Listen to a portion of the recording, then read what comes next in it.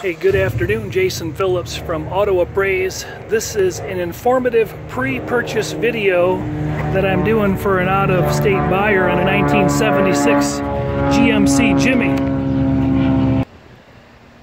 Its sole purpose is to give the prospective buyer a better look at what the vehicle is, what I see, so what he might see if he were here. It only gets released to him.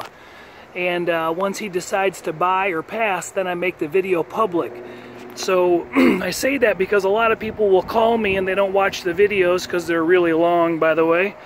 And they'll say, hey man, I'm calling on that truck for sale. Well, this isn't my truck. It's a pre-purchase inspection for him. I just use the video later as a commercial for what we do for a living, just so you can get a feel for it. If you need service like this, 800-301-3886. Got almost 300 inspectors nationwide. Only I shoot these videos in the Michigan, Northern Ohio, Northern Indiana area. We shoot them in a few other places, but you got to call and check. Now, based on some of the comments that I get, I'm going to shorten up my speech delivery here, hit the pause button a little more often, and try to make the video present in a little shorter fashion. As many of the YouTube followers on my channel say, hey, cut it down. It's interesting, but don't make it so long. Can't take half a day off to watch one of your videos. I'll do my best. Gentlemen, I'll do my best. So this is what, everybody uses the word survivor. Oh, it's a great survivor, but that word is so overused, it's hard to know what it really even means anymore. And it can mean a lot of things, I guess. What it means to me is it's all about the structure. So if it's not a carved up structure, it's a survivor body. Everything this age has been repainted just about. Some of the niceties and originality on the interior are, so it's got a recovered vinyl seats, and those are not survivor, those are redone. This, however, that's survivor, but arguably it could stand to be redone because it's split. The color match is pretty close, a little darker in front and a little bit different grain. So if it were me, I probably would have done that back seat. Wouldn't be that expensive. Diamond plate added to the sides, certainly not survivor. That's aftermarket speakers added, and an aftermarket mat. Floors are super solid. This is a Western truck, and we'll get underneath it next as soon as we get out of the inside. Survivor steering column and faded horn cap, yes.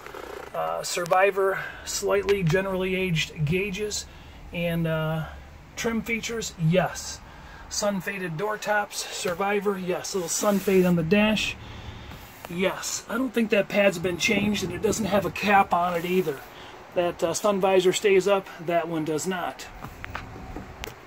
Door skins and shells are really tight, good magnetic adhesion, good skin overlaps, nice door bottoms.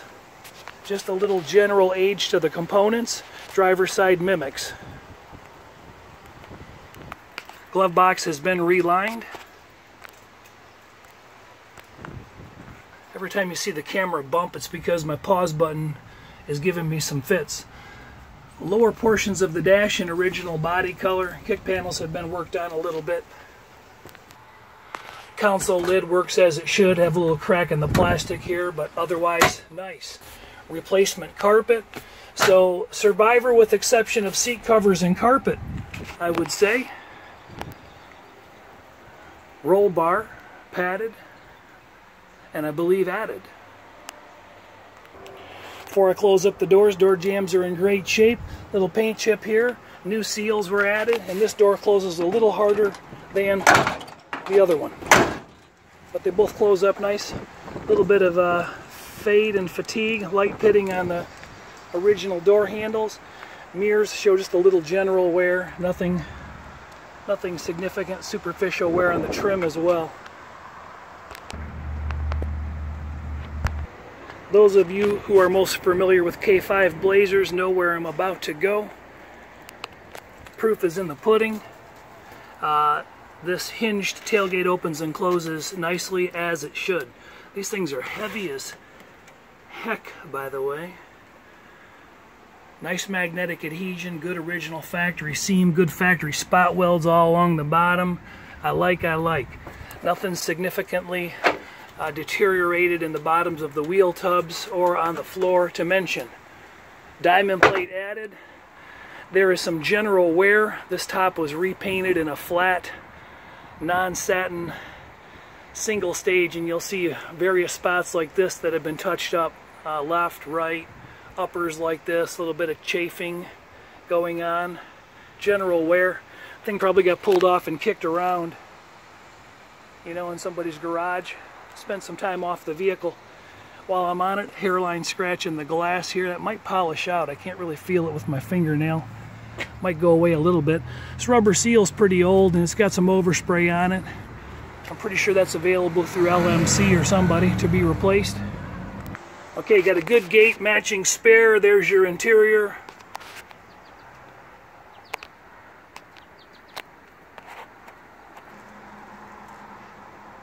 So we got a little pitting on the trim, a little bit of chafing on the plastic chrome on this trim. Lenses are in pretty good shape. This aluminum panel on the back's pretty nice, except for a little bling there and a little bling there.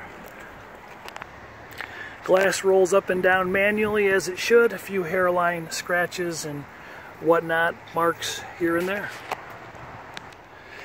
Let's keep rolling and go over the paint and body right now. The vehicle has been repainted, I don't know how long ago. It has a very nice, what I would call a single stage appearance, even though it's base clear. You can see a little bit of orange peel that throughout the upper color surfaces that didn't get you know, block sanded out flat as today's cars. You can see that. It's presentable. Small little ding under the door handle right there. Door handle condition and mirror condition mimic each other side to side. A few small scratches were touched up with the base color is what it looks like. One here, one there. There's a few marked spots, exhibits on my exploded view to show the potential buyer whom I'm currently talking to. Magnetic adhesion around the vehicle is very nice. This digital paint meter taking place of a magnet. So readings are 8. It'll read anything under 30.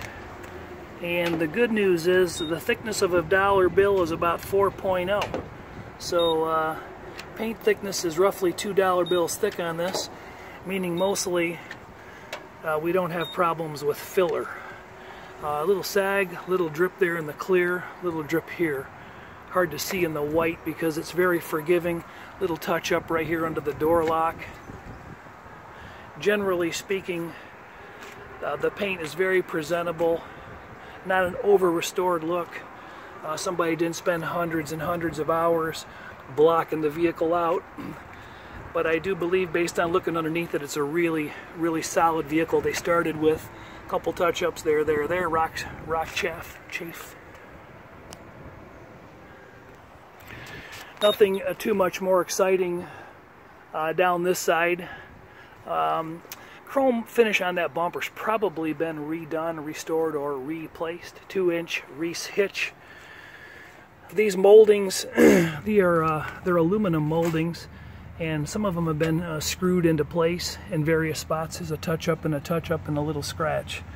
A couple little touch-ups on scratches in the white. And again, these are marked on an exploded view for the client to see. Freeze frame that and you can kind of read what I've marked. Most of it's on there, not all of it. Truck's got some additional trim moldings that were in the back of it. I took them out so they don't rattle on the test drive. Original owner's manual. So the general appearance is nice. I'm not going to go around the entire vehicle and point out every little stone chip or scratch. Little general nick there in that molding.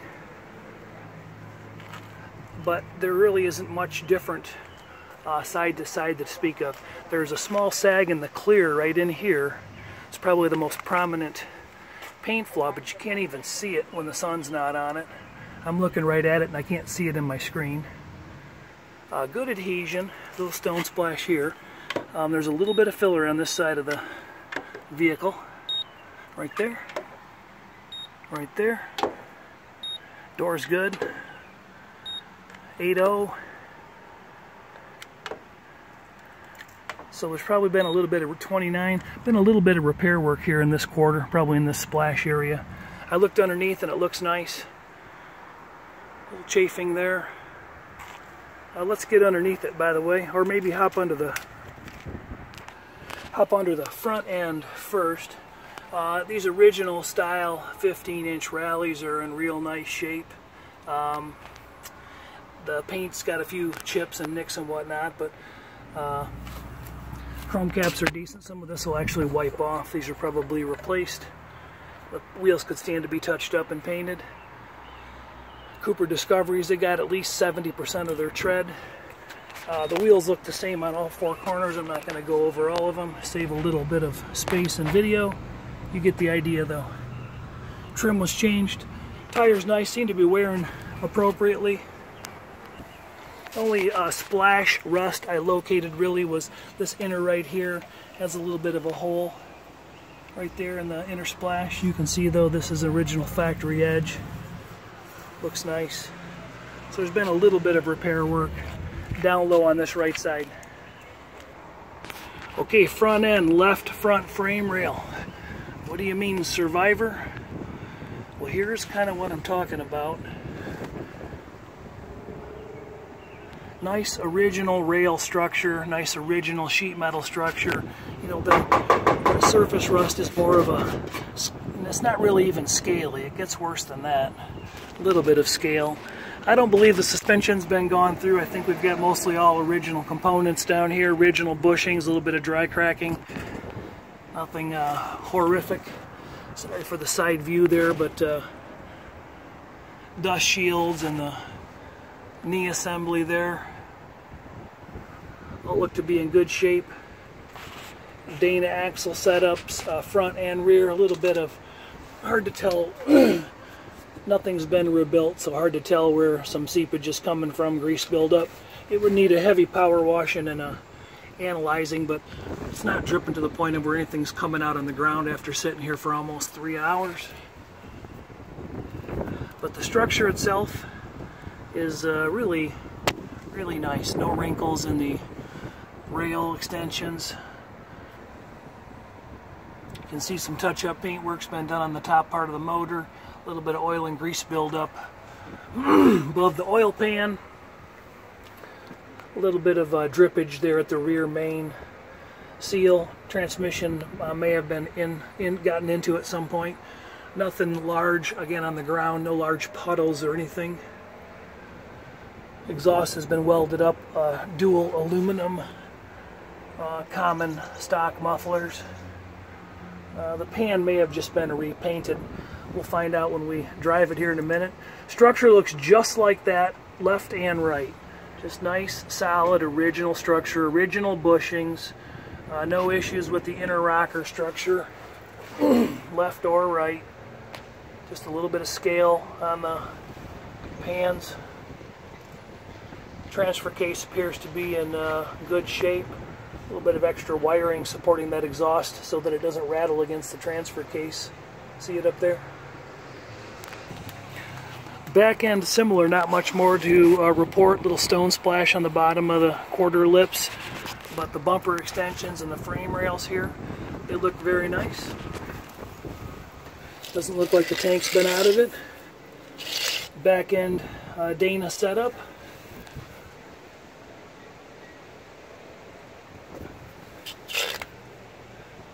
Nothing really restored back here. Coilovers added.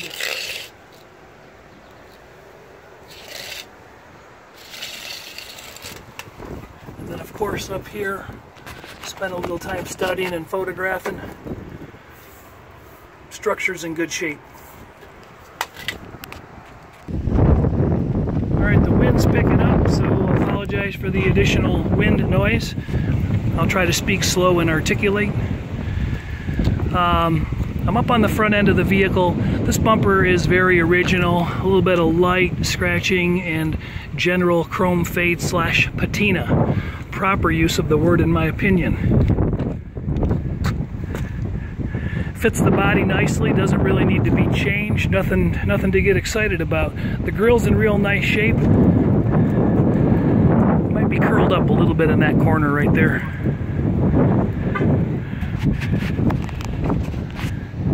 Small black Chevy. Sticker's been relocated to the air cleaner lid. I don't know why. Should be up here. Probably because they repainted this core support and then forgot to put it back. Peeled it up. Factory AC car. Some new components. Receiver dryer. Firewall is largely original. You can see original color all over the place. Original crayon marks. Somebody's repainted the booster and repainted the upper side of the motor so it looks pretty. Inner fender structure is in nice shape. Unit's got cruise control, tilt wheel, AM, FM, cassette, power steering, brakes, air conditioning. That's our option list. Engine oil was clean and up to the appropriate level. Transmission fluid was pink and did not smell burned. We're missing our little cap that levels the, keeps the dirt and dust out. Antifreeze is green and up to the proper level, and not super green. These plug wires are really, really original looking. Be curious to hear it fire up and run. So engine bay, in pretty presentable shape. That hood liner's never been changed. Just a little bit of surface rust on the back side of the hood, but the lips are in really nice shape and all the overlaps are nice. So you can tell the original structure before it was painted was pretty clean, I would say. Right, let's see what we got.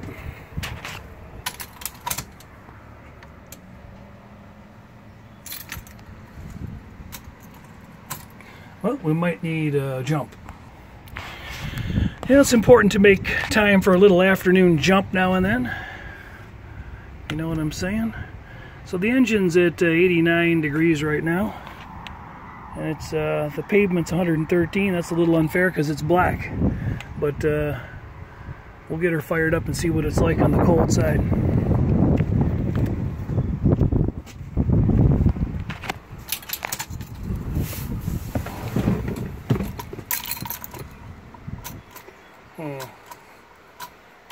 Let's see if I can get a better connection. Make a video for online? No, for a client. Oh, okay. All right, what do we got? We got 40-ish pounds of cold oil pressure. Battery is charging, looks like. Temperature's down low.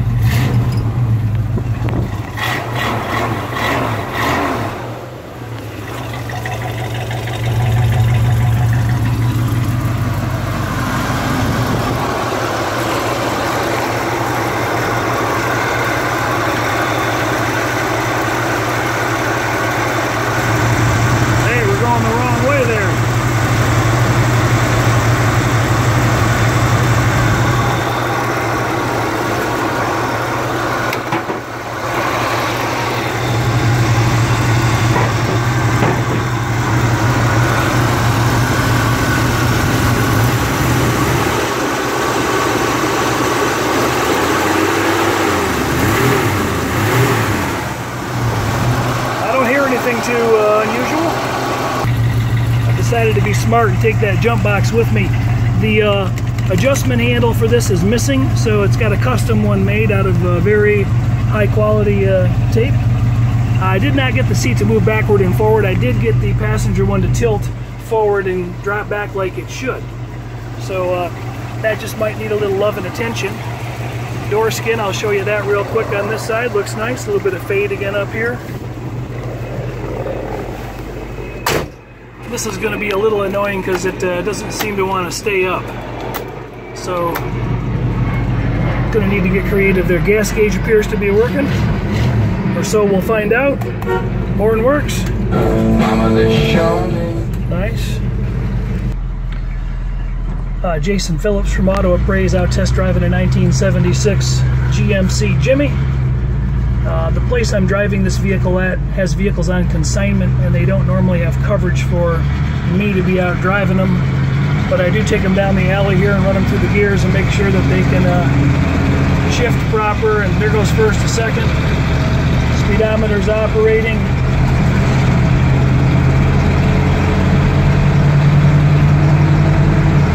And there goes second to third at 35 miles an hour.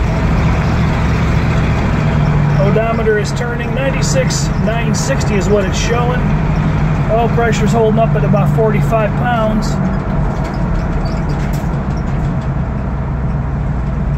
Temperature's just starting to come up, if you can see it. Tilt the wheel down. Wipers are sweeping in 2 positions. That's all you got. Let's see if the air conditioning is running. Turn signal left, turn signal right.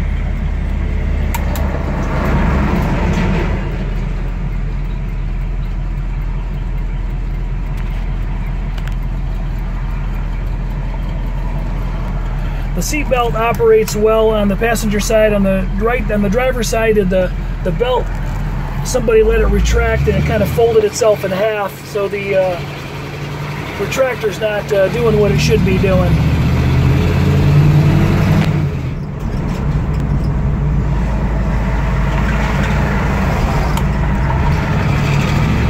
I'm going to merge into traffic here. Just a quick little run down the road.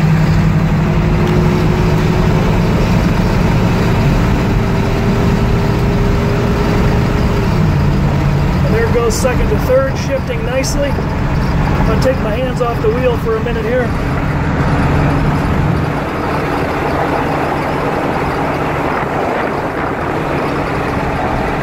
Driving down the road pretty straight. Slight draw, if any, to the right. Brakes feel good.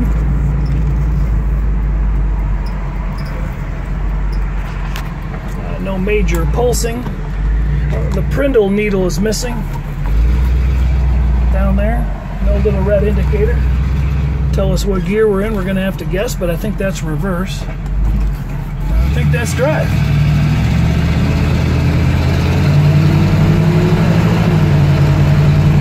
There it goes first to second.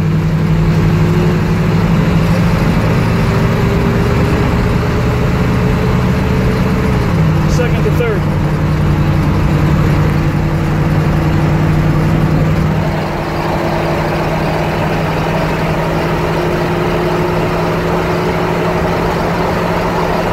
It's 55 or 60, that's my limit.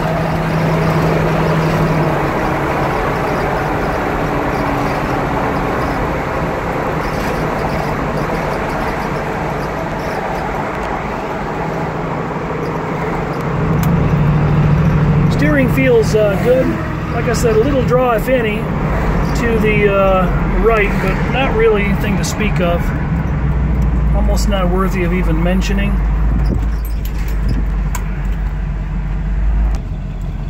Alright, no unusual clunking when I'm backing it up. No clunking when I'm shifting into reverse or into drive. Nothing unusual there.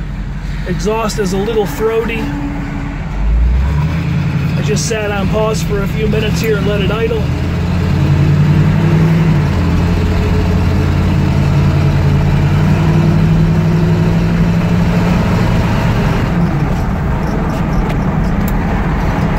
Now the old truck seems to drive pretty good.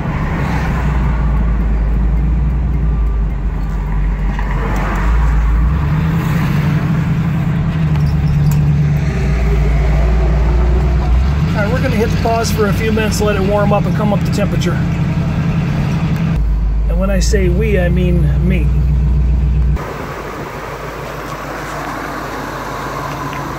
Marker lights are operational. There is a crack in this lens that I missed earlier. A little bit of fading on the argent gray grille trim up front.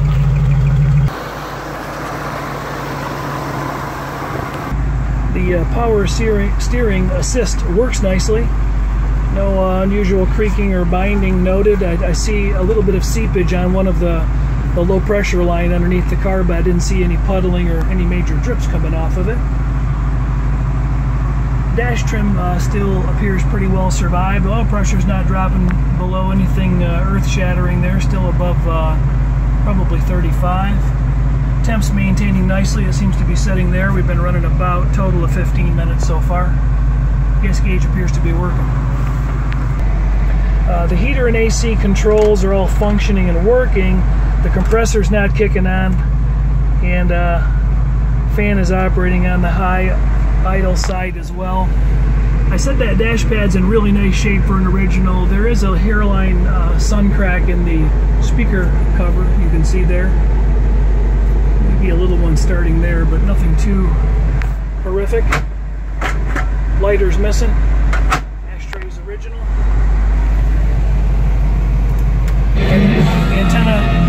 Antenna's in the windshield. There's some dead bug splatter on the windshield. I rubbed most of them off. I can't really see that there's any major chips in the windshield, although I'm going to say there's one tiny one just to protect my butt. Side glass goes up and down as it should. A few little hairline scratches and general wear.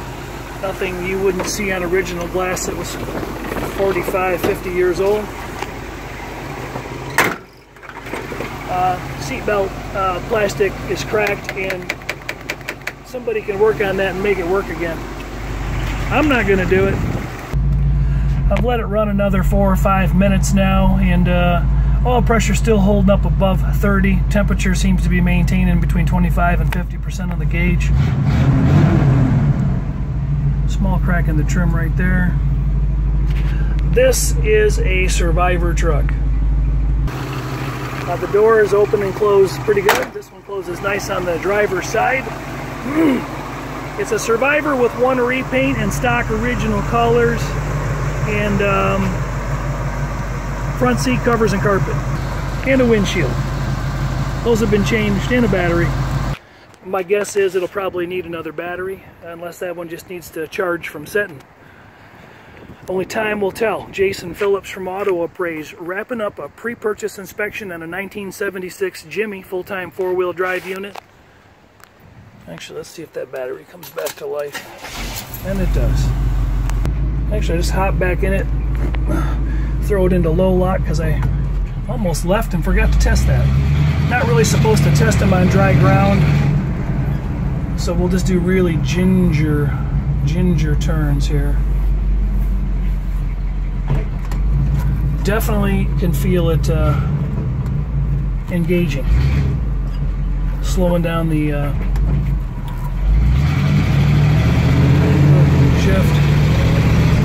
shift. Just pulled it back into high lock.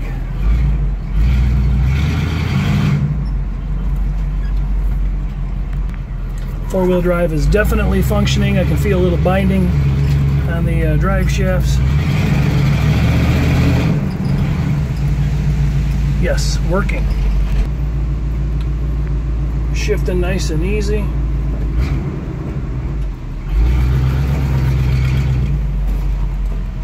All right, there we have it. So the battery took a charge. Four-wheel drive is working. No change in gauge status a few minutes later. Thanks for watching. Sorry this video is no shorter.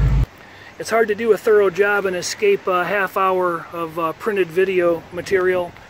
And when I say printed, I hit the pause button a bunch of times. It's actually about 45-50 minutes to make it, and about 2.5 hours to photograph and inspect. So there you go. It's a 3.5 hour long product by the time we're all said and done before we do any uploading.